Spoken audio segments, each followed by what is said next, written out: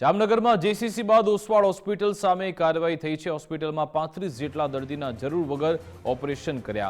યોજનાનો લાભ લઈ 40 લાખ ઉપરાંતની રકમ હોસ્પિટલે મેળવી। હોસ્પિટલને સવા કરોડનો દંડ અને કાર્ડિયોલોજિસ્ટની પણ સસ્પેન્ડ થયા। હોસ્પિટલ પ્રશાસને કાર્યવાહી સંદર્ભે ખુલાસો કર્યો છે।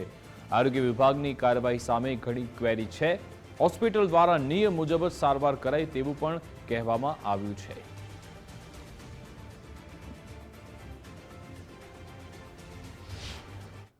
થ્રુ અમને જે 35 દર્દીઓ માટેની જે ક્વેરી આપવામાં આવેલ છે, બરાબર છે, તો જે 35 દર્દીઓ અંગે એવું કોઈ પણ જાતની ગેરરીતિ કરવામાં આવેલ નથી। પેશન્ટને દર્દીઓને નુકસાન થાય એવું કોઈ પણ કાર્ય હોસ્પિટલ દ્વારા કરવામાં આવેલ નથી। જે 35 દર્દીઓ છે એ અમારા ડૉક્ટરોને ફોલોઅપમાં બતાવવા આવી રહ્યા છે, એ હેમખેમ છે, સકુશળ મંગલ છે, બરાબર છે।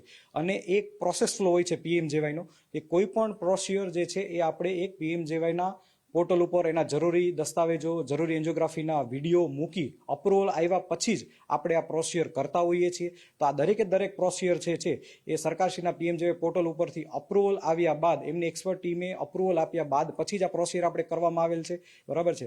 એટલે સરકારશ્રી સમક્ષ અમે અમારો પક્ષ રજૂ કરશું, બરાબર। અમારી પાસે બધા જરૂરી દસ્તાવેજો, જરૂરી પુરાવા બધું અમારી પાસે છે, બરાબર છે। ભારતની નામાંકિત હોસ્પિટલોના અમારી પાસે રેફરન્સો છે, સાથે કાર્ડિયોલોજી ડિપાર્ટમેન્ટની જે મેડિકલ બુક્સ આવે એના પણ રેફરન્સો છે।